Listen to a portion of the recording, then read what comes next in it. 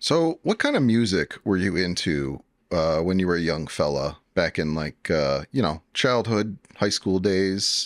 What kind of stuff did you listen to? Yeah.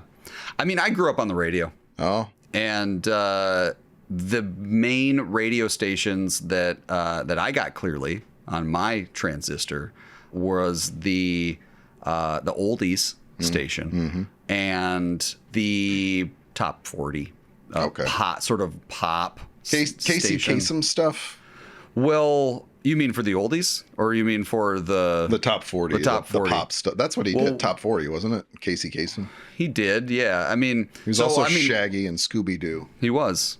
No, I thought he was Scooby Doo. No, he was Shaggy. He was Shaggy? Yeah. Oh, I thought he was Scooby Doo. No. I thought he was just the one going. He may have also been Scooby Doo, but I know he was Shaggy. So he was the one going, I don't know, Scoob. Yeah, that was Casey Kasem. Nice. Yeah. Nice. He probably made most of his money doing that. Yeah. I obviously listened to him when I was younger. That's how I know about him. So. I wasn't listening to a lot of syndicated radio. I mean, it was local DJs, but I kind of came up, from a young age, I was listening to music from the 60s quite a bit because that's what was on the radio. So in a strange way, that era of music feels like my era because I've been listening to it my whole life. I feel very similarly. Most of the music I got from early on was through my parents. I listened to the first thing I remember really being into on my own, something I discovered and loved, was film scores. I came across the John Williams best of, and I remember just listening to that over and over again. And then it led me on to James Horner, Hans Zimmer, Jerry Goldsmith, and I just got Lalo Schifrin enamored. Yeah. Yeah. Apart from film scores, most of the music I got was from my parents, and half of that was pop country from the early 90s and late 80s. Garth Brooks. I hated that shit.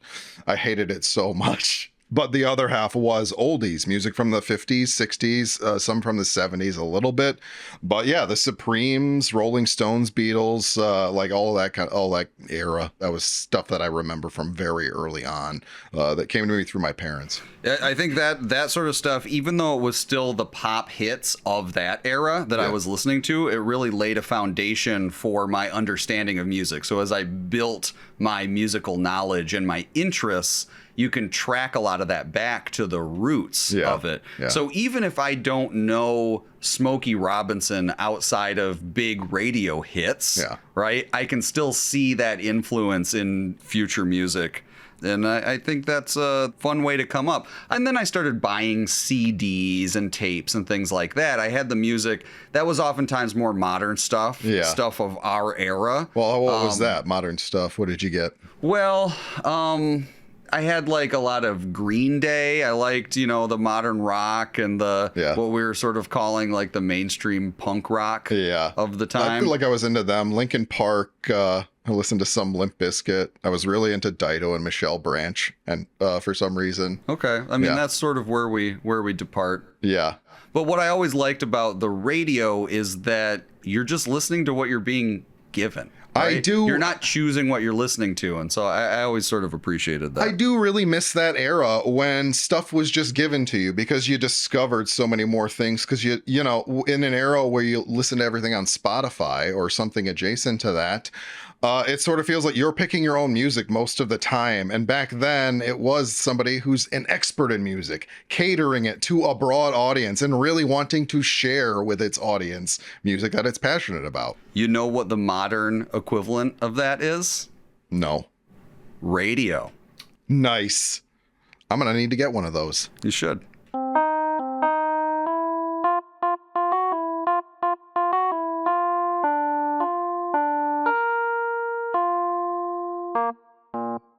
Long Road Home Alone, back again, wartime radio with your correspondents, Joey Z and Jimmy Dantes. Jimmy. I'm here too. You are also here. Mm-hmm. We have received word in the last few weeks that there is a resistance building and growing back on the home front. Sounds like Jerry Novak has made a few too many enemies beyond just me, Joey Z, and Bill Sikorsky. And Mr. Producer. That sounded good until Mr. Producer was added in there. It was very sing-songy. You ruined it. Anyway, keep up the good fight. We are glad to hear it. We're here for you. And That's we're glad what to be this is coming- about. That's all that this is about, really. I've always aspired to be a revolutionary on pirate radio, and that's exactly what I am right now. Living in a guerrilla radio tent somewhere. Living in a guerrilla radio tent. Yeah. Oh, yeah. Hey, that ties in. Rage Against the Machine. Right. We're like them. We're a lot like them. We should get them on the show. Okay. Yeah.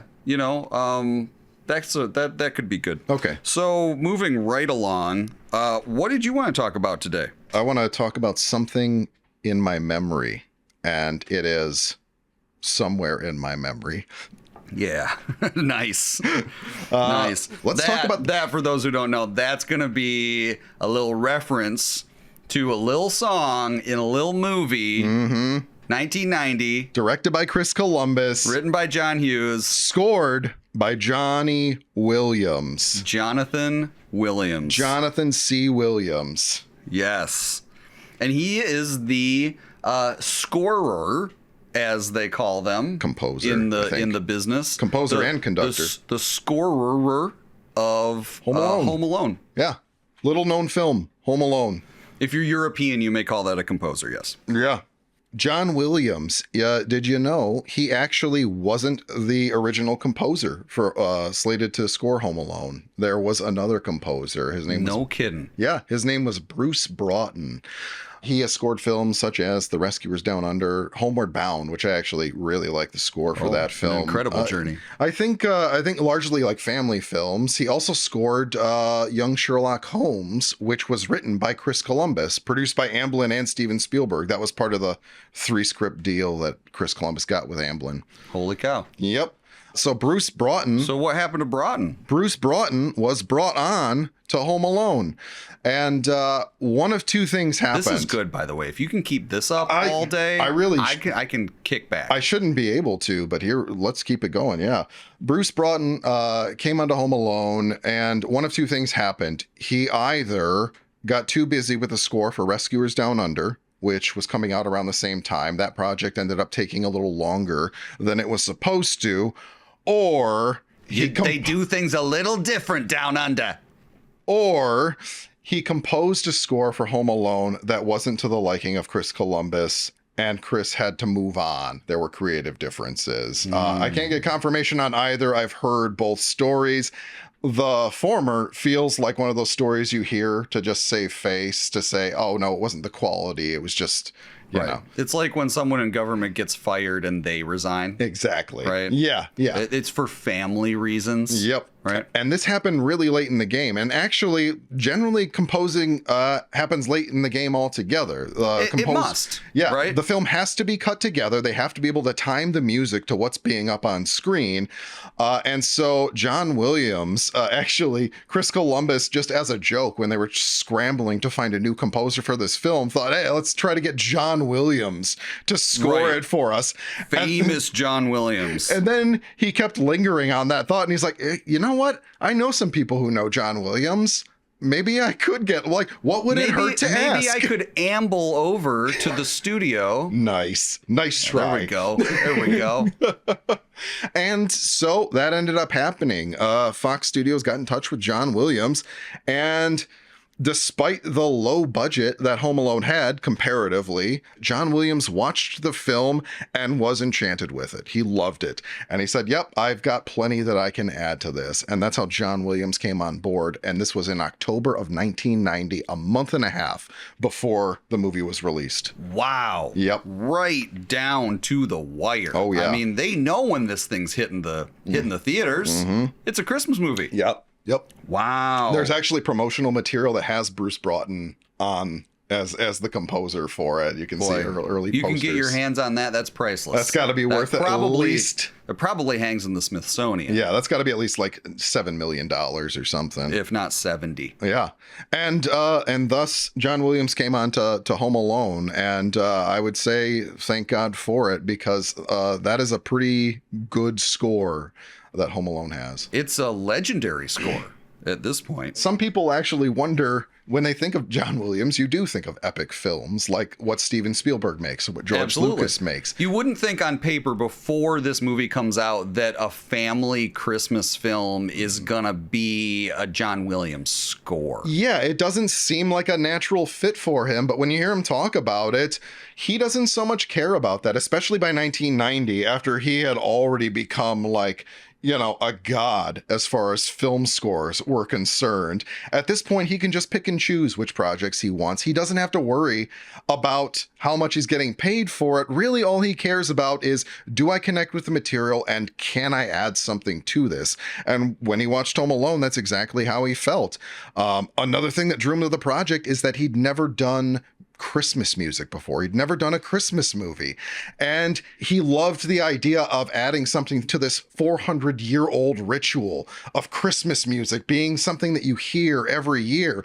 And even now, I think we've talked about this before, you don't think of too many new Christmas songs. When you think of Christmas, oftentimes people are calling back to the old stuff. And I think he liked the idea of that challenge of trying to break into that, trying to add some memorable Christmas tune that would be remembered. He blends traditional Christmas carols and themes into the music as well, while bringing something new and more contemporary to it. And that's, I think, where you really see the master at work. You're seeing that he is pulling inspiration, like you said, from hundreds of years of tradition, and he is adding to the repertoire of the Christmas tradition his own touch, but he's not building it from scratch. He's not starting from zero. He's saying what already resonates, what already has this emotional core that already connects people and makes them think of Christmas, and then he adds to it. Oh yeah, for sure. The other thing he was kind of daunted by was that it was a comedy, and he'd done a few comedies before. It had been, I think the last comedy he did was in the 70s. It might have been that one that Spielberg made that he's not a big fan of, the war one, 1945 or something. Yeah, I think John Williams may have composed that. Normally, John Williams doesn't like to do comedies because those movies don't tug at the heartstrings so much. Right, they're not these sweeping scores. Yeah. But he does a tremendous job of what I would call like the music of mischief. Yes. Right? That much lighter sort of plucked strings. Yeah. Throughout all of Home Alone, you're just hearing these sweeping tunes, but during the traps, it's just like doot, doot, doot, doot, doot. You know, like as they're, you know, it's sort of Looney Tunes. It feels like a little bit like these guys are creeping through the house. They're about to hit some danger. And he sort of builds up to that and just makes it like a little funnier. Well, probably a lot funnier than it would have been just otherwise. He has themes. He has themes for the Wet Bandits, and he recognizes that they are the comedic core of this. And he really does. Yeah. Like a cartoon.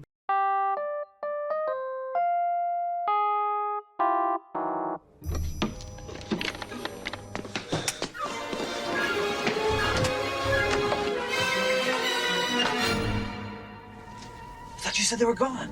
We were supposed to leave this morning. Let's get out of here. One specific thing about the John Williams score for me in Home Alone that has always been curious to me is this song we will all know, Somewhere in My Memory.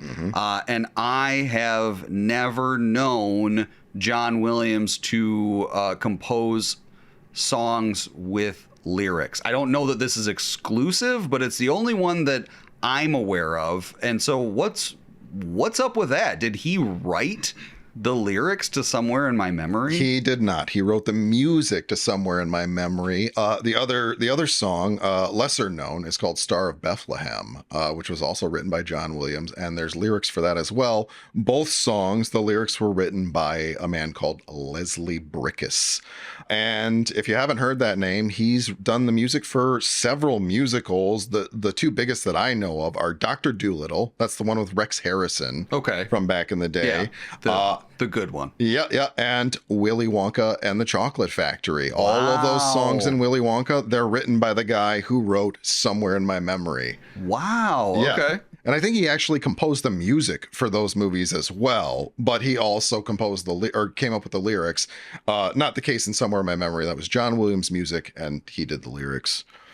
somewhere in my memory, that's sort of the heart of the film. Anytime John Williams is trying to make you feel something for the McAllisters, anytime Kevin's learning a lesson about, how much he misses his family, it's somewhere in my memory that plays. Yeah, that's the emotional core of the whole movie. Yeah, when Kate and Kevin reunite at the end of the film, that's when it like hits its loudest. It's really the emotional anchor. It's sort of like it represents Kevin's longing for his family after Kevin turns the corner, right? And grows. That's really, it's Kevin's growth theme in a lot of ways. Yeah, it also feels like it does tie. The first time you hear the song I think maybe the only time other than the credits, where you hear the song with the lyrics itself is when Kevin is walking down his street and he looks into a house and he's seeing families together.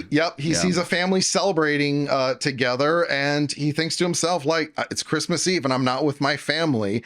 And I think it hits its peak actually when Old Man Marley is reunited with his family. So it's not even just about the McAllisters being united. It's that central theme of family connection. Yes. Yeah. And that ties into Christmas, and it all sort of loops back in on itself. So that one is really, really potent. Yes. Throughout the whole movie. There are several themes, and John Williams does this throughout all of his films. You go through Star Wars, Yoda has a theme, Hoth has a theme, the Ewoks have themes. He does this, and famously the Imperial March, Darth Vader, you connect that song with a character. I can't tell you how happy I was the day that I got my hands on that Imperial March track, because back then it wasn't so easy to like just go on Spotify, listen to whatever you want.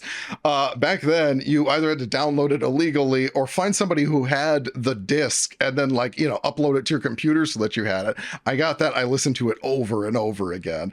It was great. But Home Alone also has several themes. You can pick them out. Somewhere in my memory is blended into a lot of it. Anytime you're intended to feel something in your heart, anything that's going to bring a tear to your eye, that's when Somewhere in My Memory is being blended into this thing. Then you have the theme of adventure, right? Anytime something exciting is happening, you have this whole movement. Yep. Right? And that's also blended through. I don't know what it's called. I mean, these must all have names, but I don't actually have the soundtrack. I don't know how involved John Williams is in naming the songs either, and how much of it is just someone else putting those themes to a name or something. But the big action sequence in the movie where there's just a lot of energy, it's very bombastic, is when the McAllisters have missed their plane. Right. Wait, no. But that's also blended into Run Run Rudolph. Yeah, you're right. Yeah. Run Run Rudolph. Where does that come from? It's them they're rushing through the house. That's what it is. That's when John Williams music plays. And then the vans take off, and then Run Run Rudolph. It kicks in. Yeah. So you get like John Williams going from heartstrings in Somewhere in My Memory, and then creating a lot of action in a family film that's just about people running through the house trying to get ready for a plane. I think it's run at like twice the speed or something, so everybody looks like a cartoon character when they're running through the house. This is John Williams still working so even though he's working in sort of like a new style of film, he's still working in his own neo-romantic style, right? Yes, it's it's the grand, emotional, sweeping orchestral scores. It's the actually using a full orchestra. Yeah. So he's still bringing this that he brings to a movie like Indiana Jones and placing it in this family's home. And the thing that he tries to do with all of his music is apparently tie emotional beats in his music to what's going on screen. Right. So that when something happens, like the strings are there picking it up, or the brass is doing the right thing to make this moment really hit you so that you feel more emotionally invested in it. Yeah.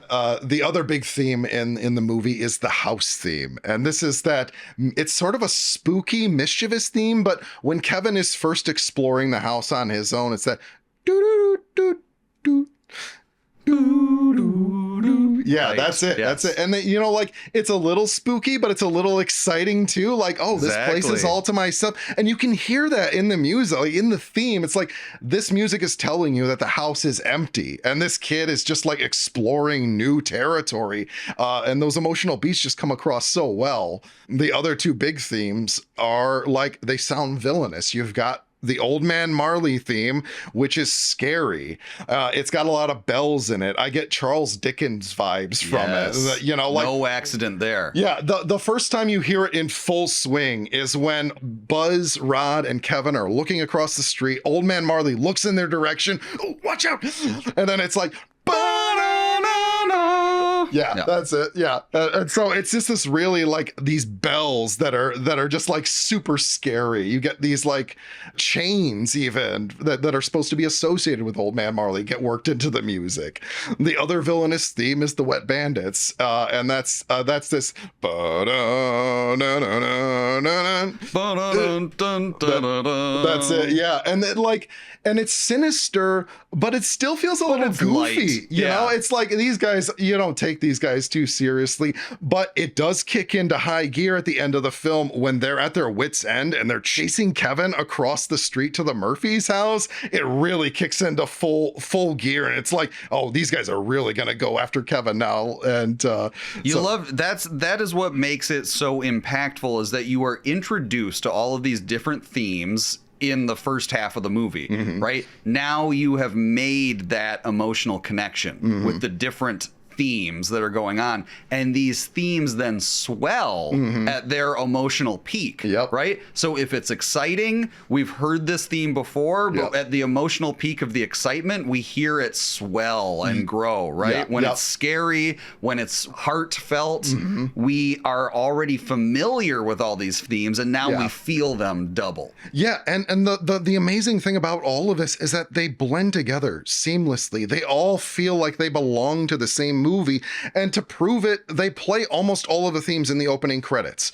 Over a 3-minute segment, or a 2-minute segment, Right. you basically hear every theme in the movie, and they The seamless. overture. Yeah, they just seamlessly blend into each other. It's amazing that he's able to do this kind of stuff. That's just another one of those tools that John Williams borrows from that golden age of Hollywood, the overture. Yep. Here's all the music. Yep. It all works together. Yeah. Here are all the emotional themes. You're going to hear them a lot more, but here's a taste right now.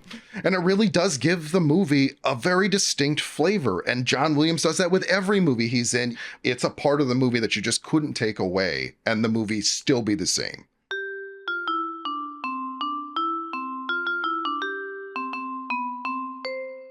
You know, it's interesting to me to think about what success means for a composer, for a film composer.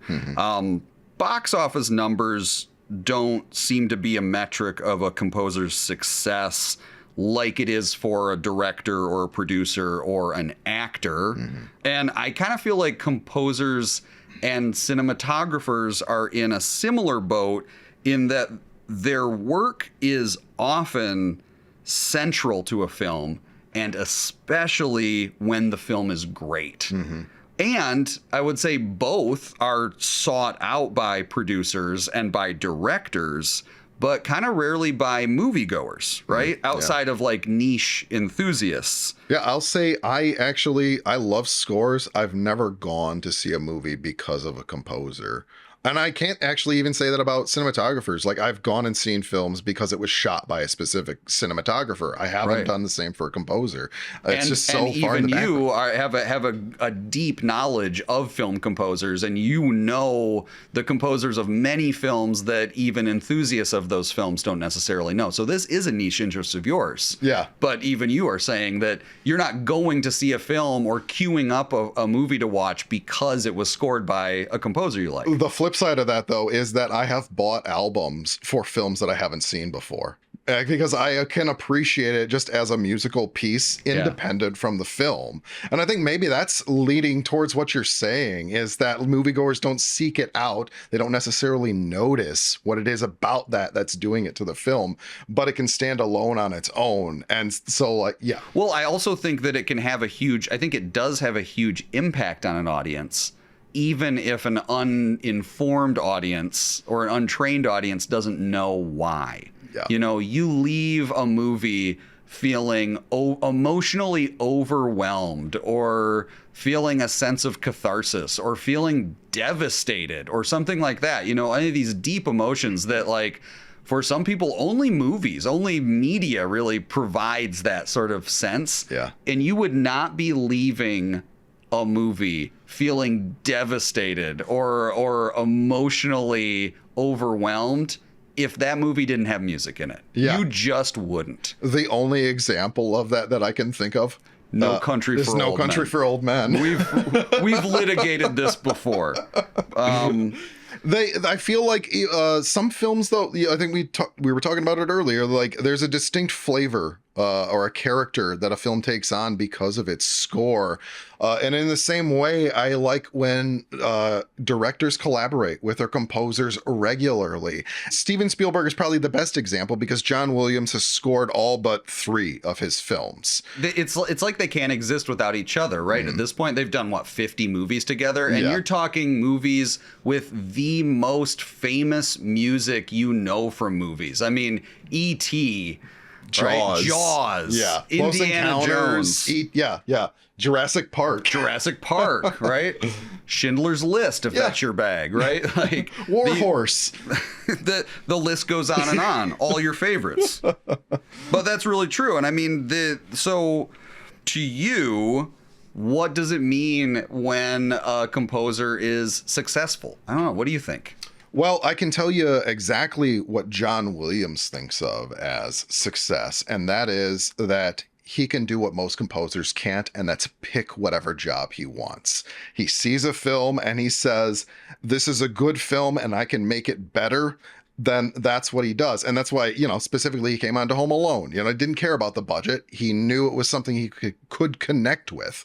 And so I think that's what success is for composers, when you are good enough at your job that you can just say no to anything that doesn't fit your style. And you only work on projects that you're passionate about. There are other composers that I've heard interviews for who say they work on crap all the time, like they work for morons. Well, actually, that was specifically Andre Previn, who said, I'm typically working with a moron who's musically illiterate, and I have to convince them to keep the best parts of my score in the film. That's what most of them are up against. John Williams is never up against that. Any director he works with is going to tell him, do whatever you want, because I can't believe I have you on this movie. Yes. What about, so let's take another example on the other scale, and talk about a little filmmaker that we both know and love, Jonathan Carpenter. Jonathan Carpenter. Here is a composer, right? But who's truly a jack of all trades style auteur, right? Yeah, he's composing the music for his own films. Yeah, for audience or for listeners who don't know this, John Carpenter directs his own films, often writes his own scripts, and composes the music to most of his films, unless it's The Thing, in which case he hires Ennio Morricone to make a score that he would have made himself. That sounds like a John Carpenter score. Yeah. I love John Carpenter scores too, in a much different way than I love John Williams scores. I would posit that you love John Carpenter movies in a much different way than you tend to love movies scored by John Williams. This is true, right? Yeah, it's a good match, and you would never find John Carpenter, because he's simply not trained in it. Yeah. He's not conducting an orchestra. Yeah. He's not writing a 50-piece orchestral score. He's sitting in front of his synthesizer. Yeah, maybe a guitar you'll get in it. That's basically it. There are a few instruments. I've actually seen John Carpenter live, and there were 5 players in his band to create the exact score that he did. Yeah. In Halloween, it was funny. I thought he was going to play the like I was hoping to see him up there doing that, but he had his godson doing that, or his son playing the synth for that, and then the only theme he played himself was the doom doom doom. But it's not much. It's a minimal band. He doesn't need much to create this. And I think the difference between him and John Williams particularly is that John Williams is going for emotional beats in a film. John Carpenter is going for atmosphere. Absolutely. He is great at creating atmosphere and tension.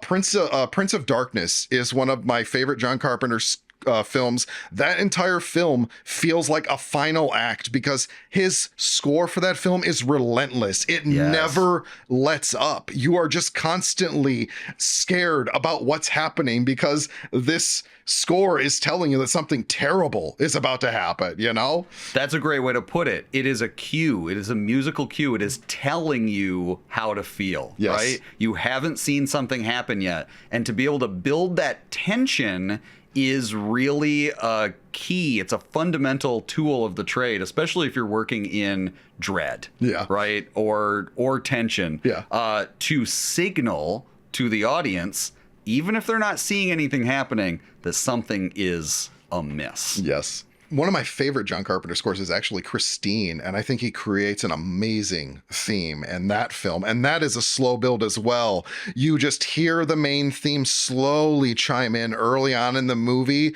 and the first time you hear it kick into full gear is when the guy realizes the car's alive, and he says, "Show me," and then the theme, it just kicks in sends hard. A chill down your spine. Oh man, I love that movie, and I love that score. It's just so amazing. There's a great dichotomy in that film, too, because that film relies quite a bit on rock and roll music, like 50s rock and roll. That's central to the plot. Yeah. Because Christine is a 50s car, and it's only 50s music that comes through the radio. So it's this blended with popular music, and that popular music that's often like happy and poppy and upbeat builds on the dread. Yeah.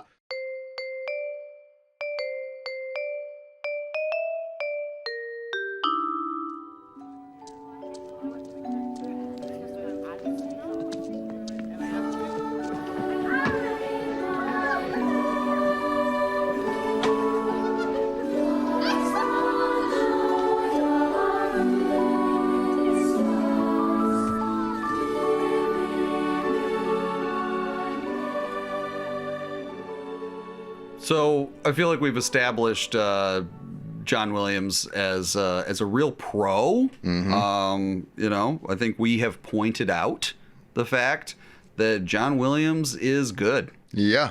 But outside of John Williams, what are some other scores or some other composers who you really vibe with? Well, my favorite score is Fellowship of the Ring. Probably because it's my favorite movie, and I've got to say that's another one that's heavy on the themes. Howard Shore went a long way to creating a theme to various different characters, various different locations, and then he's also blending it in with the action that's happening on screen. And so these themes come in, and they're often just, either subdued when it's getting emotional, or they're crossing the bridge of Khazad-dûm, and then the Fellowship theme kicks in hard there. Imagine the stakes, too, as a composer for you are now writing themes that will become famous for already cherished IP. Yes. Right? The movie doesn't have to prove itself to create these new characters for an audience to learn to love, right? It's like, this is the Lord of the Rings. Yeah. And this music will now forever be associated with this decades old story. Yeah, and I mean, that's how it's going to be for me forever as well, because I came to the Lord of the Rings, I read the books alongside the movies, and so I listened to the score while I was reading through the books. Wild. So I'll always tie even the books to Howard Shore's score. Yeah. That's one of my favorites. One of my favorite composers, though, overall career. I mean, I really like Howard Shore. James Horner. He's sort of John Williams adjacent. He tries to do the same thing John Williams does, which is tug on the heartstrings. The Rocketeer is another one of my favorite scores. I love The Rocketeer. It's this silly little film made from a comic about some guy who straps a rocket to his back and saves the world somehow. But the music... How Disney decided to make that movie, I'll never know. I have no idea. I don't know, what are one of your favorite scores, or what kind of music do you like in films?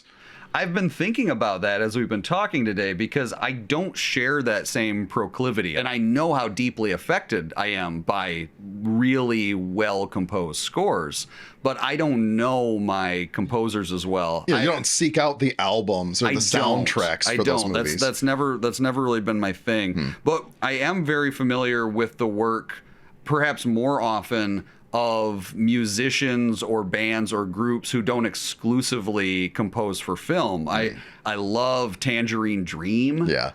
They've done a lot of music for older Michael Mann films. I see. They did the score for Dune, for David Lynch's Dune. Oh, I didn't realize that. I really like Wait, wasn't that Vangelis? Oh, was that Vangelis? Vangelis did Dune, I think. Vangelis did Dune. And Blade Runner. And Blade Runner, which is amazing. That one's another one that's atmosphere. It's all about atmosphere. There aren't too many themes in that. It's just all about the city itself is just being given its soundtrack. Yeah. Are you sure that wasn't Tangerine Dream? Which one? Dune? I don't know. Was it? I also really like Trent Reznor and Atticus Ross. Atticus Finch. Atticus Finch, some may call him. But they do really terrific music. They do great music for movies. And if I know that they are scoring a film, I find that I am actually interested in seeing that film because I know those emotional beats. I know the emotional impact that their music will have. Yeah. So I'm curious about a film that they are scoring. I definitely love the score that they made for The Social Network. Yeah. That's actually one of my favorite scores altogether. It's really good. And for listeners who don't know, Trent Reznor is from a little known band, Nine Inch Nails. Really popular back in the 90s and from then on. Mostly obscure. Yeah, not too many people know about Nine Inch Nails, but yeah, Trent Reznor, he made an okay career for himself with that band, and then he decided, you know what, I'm going to give this up and I'm gonna score some films. That's right. Yeah, and I would say he did good. Yeah, I'm a big fan. Much like John Williams, honestly. Yeah, I mean. I really like John Williams. I'm so glad. Yeah. Because otherwise, if you didn't. Yeah. But, I mean, yeah, for me, I think, like, I can really dig a whole bunch of different styles. But who's my favorite? I don't know that I could say. Okay. Can you say which film is your favorite score, whether or not you know the artist? It's a great question, or do you even think about it? You know, when you go to films, like, do you even think about who composed this? Do you think about that process, or do you just absorb it the same way you probably absorb cinematography? Yeah, it could be. I don't know. I there's a chance that I have a favorite score, but I don't know what it is. Yeah. Your very favorite is Lord of the Rings, though? Fellowship? Fellowship of the Ring is my very favorite. I wouldn't say that's like the best score ever. I don't know. Empire Strikes Back is a big one for me, and Return of the Jedi. I think those ones are pretty played out for me. Yeah, I could see that. Those I listened to quite a bit when I was younger, especially when I was in elementary school. I listened to a lot of that stuff, but those movies are kind of played out for me too. Yeah, I can't really go back to those ones. I've seen them so many times. Occasionally, a friend will come over and I'll watch it with them and then reminisce about what a great score John Williams made. But you have friends? I used to. You used to have a live-in barber too. This is true, but then we hit hard times. Yeah, these hard times, they're not going to last forever. If this radio thing doesn't work out, do you want to start a band? Yeah, why not? Do you know how to play any instruments? I don't know that I need to. I don't know how to play any instruments either, but we could probably do a cappella. We did a little bit of it before when we were trying to do the Home Alone themes. I feel like we could spin that out. We could do like a little barbershop quartet or something. Yeah. You know? How do you feel about... Stop. How do you feel about music in films that isn't part of the score? You know, the pop music or whatever that gets inserted and what that adds to films. I don't know. I mean, I could be a little cynical about it because I think there was certainly an era where it was like buy the soundtrack from Virgin Records, right? And there's like, well, we're gonna have to get this song on the soundtrack. It doesn't fit anywhere in the movie, but we're gonna put it in the credits because we have a contract to make sure that so I don't know. You remember this era too, where like there would be the score that you could buy as part of an album, but then there would be a separate album you could buy, which was just a bunch of hot, tracks. It was the soundtrack. Yeah, you could get the soundtrack, score, or you could get the soundtrack. But it'd be in a situation like Matrix Reloaded. None of the songs on the soundtrack are in the film. They only play over the closing credits. Right. They only put them in the closing credits so they could even sell an album to begin with. Yeah. Well, it was like a mixtape. It's like, this is a vibes mixtape. Yeah. This is like, these are the songs that we think like fit the vibe of this movie. We know that this is like a cultural touchstone. Yep. And so, here's a whole bunch of like goth techno. Yeah, another one just like that was Men in Black. That was the first album I bought on compact disc, was Men in Black. And you get the Will Smith song, and then you get a couple songs from the score, and then the rest is just a bunch of tracks that feel Will Smith adjacent. I think Will Smith's track Miami is also on there. It's like, this has nothing to do with Men in Black. That movie doesn't take place in Miami. Come on, guys.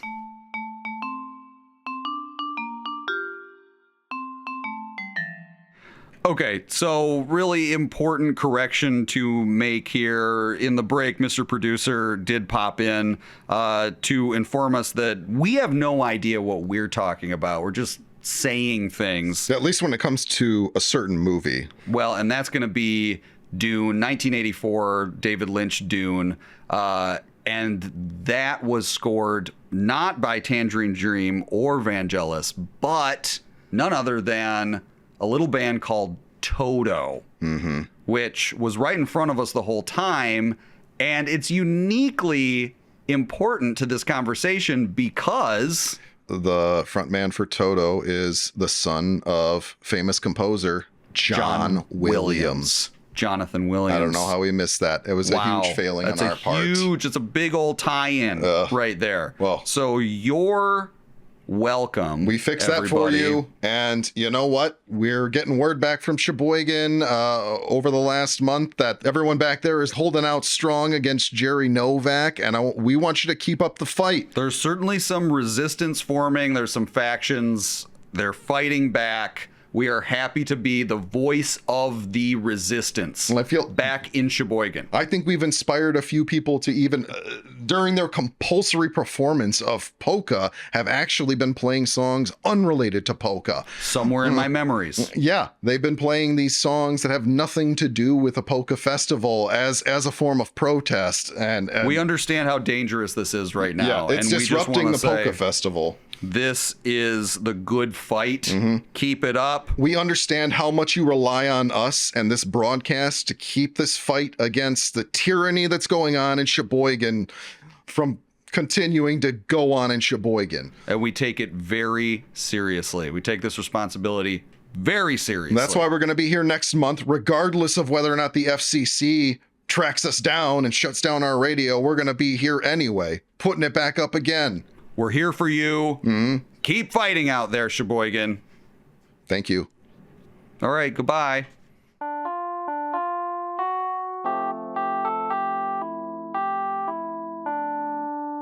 Broadcast live from our studio in Undisclosed Location.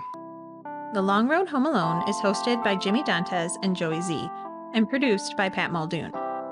Be sure to tune in next time. Don't forget your reading glasses. And keep the change, you filthy animals.